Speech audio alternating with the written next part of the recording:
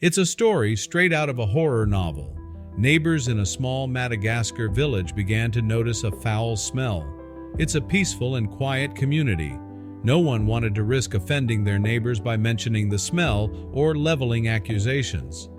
As time went on, the smell permeated the neighborhood and became nearly unbearable. Eventually, they pinpointed the source of the odor, a seemingly abandoned house. They gathered together to decide what to do. No one wanted to brave the smell and go into the home. But before we start our story, smash the like button, make sure to subscribe, and hit the notifications bell so you won't miss any new stories. Calling the police over a bad odor seemed frivolous. They considered calling the city and reporting the home as overrun, but then they noticed something. How anyone could live with the stench was beyond them. Still, they were reluctant to call the authorities with people residing in the house. No one wanted to cause any trouble. Perhaps they felt sympathy for anyone willing to live with such a rancid smell. Not long after people were spotted coming and going from the home, the strange smell went away. Individuals were still curious about what could have caused such an odor in the first place, but they were no longer concerned. Life returned to normal for a time. However, the story was far from over. Eventually, the smell came back with a vengeance. It once again permeated the neighborhood, prompting the village to come together again to discuss what should be done. Everyone agreed that the smell was coming from the strange house. Of course, they couldn't check out the home on their own. No one was willing to risk criminal charges or come face to face with whatever was creating the odor. Unable to tolerate the smell or the mystery any longer, they made the decision to call the police. They explained that there was a rancid smell coming from the home, and the police began making a plan to get answers. Police are accustomed to dealing with strange situations, including mysterious smells. Most often, wildlife is the cause of the odor. However, they couldn't make any assumptions. Proper preparation is a key component of keeping themselves and the community safe. In this case, being prepared meant being ready for anything. The authorities assembled a team to investigate the home, including a medical examiner, a wildlife expert, and other specialists. Sori Randrianjafizanaka was one of the experts called to help investigate. Her wildlife department often worked alongside police in cases where wildlife was suspected. She had no idea what she was going to find. However, she was a resident of the community herself, and just like the strange home's neighbors, she was curious to know the source of the smell. In other areas, foul play would likely be the first suspected cause of such an odor. However, Toliara is a quiet and peaceful coastal village in southern Madagascar. Authorities felt the possibility of foul play in the area was low, so they recognized the likelihood that the smell had something to do with animals.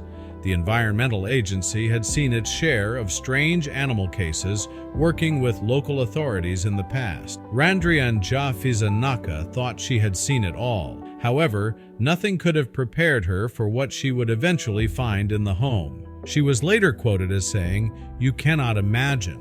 It was so awful." No one on the team had ever smelled anything like the rancid stench coming when they pulled up to the home. They had no idea what it could be, but there was only one way to find out. They were sure the two-story house was abandoned. Surely no one could live in these conditions. It appeared perfectly normal from the outside, other than the smell, which added to the mystery. When they entered the home, several members of the team became lightheaded from the strength of the smell. Randrianjafizanaka suggested that the stench was animal waste, even though she had never smelled this particular scent before. Surely nothing human could produce such a foul odor. Animals trapped within the confines of the house had to be the cause. The authorities began investigating the property. No one knew what to expect. Everyone was on high alert. As the team made their way quietly through the house, they heard a noise. Everyone stopped in their tracks. They weren't alone. The house wasn't abandoned after all.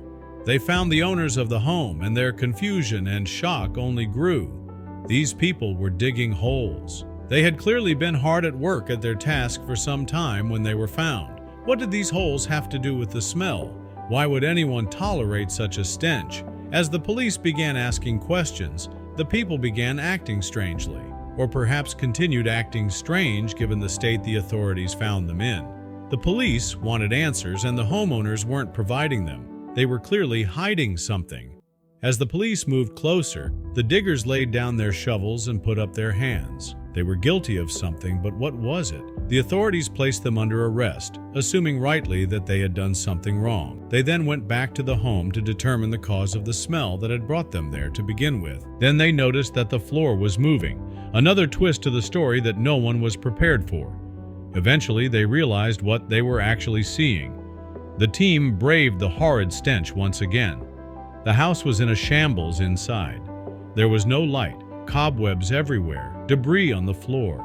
The house certainly appeared unlivable. It wasn't the floor that was moving.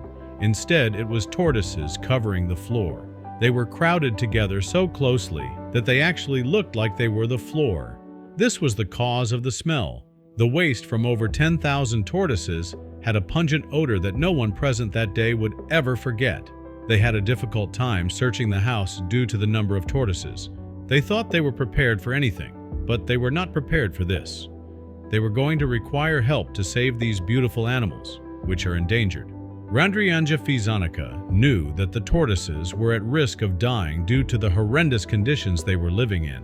When found, 180 tortoises in the home were dead. This left an astounding 9,888 tortoises that would need relocation and veterinary care. The tortoises are an endangered species known as radiated tortoise.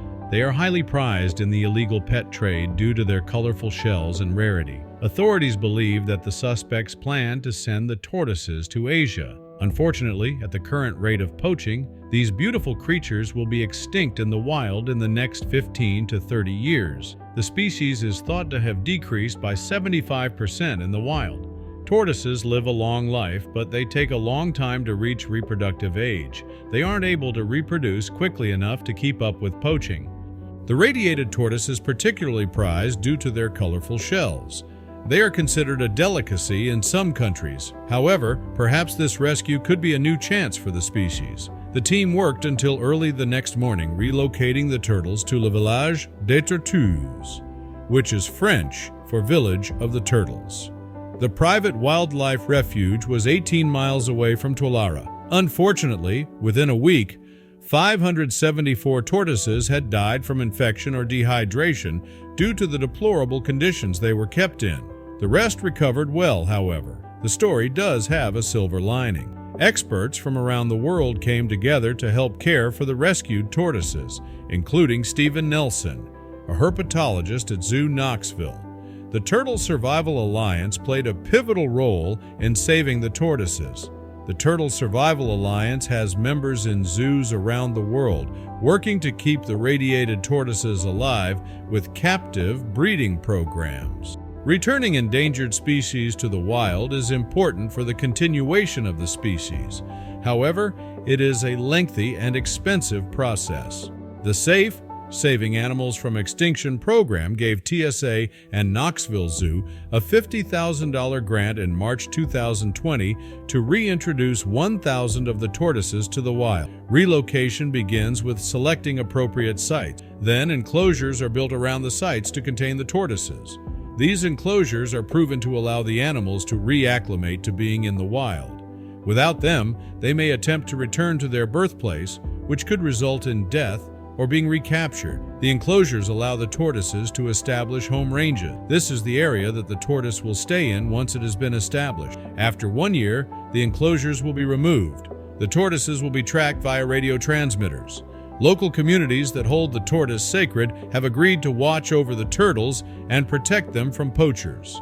There are currently 25,000 tortoises that experts are hoping to eventually release back into the wild. Of the 10,000 tortoises found in the home, 8,000 of them made a full recovery.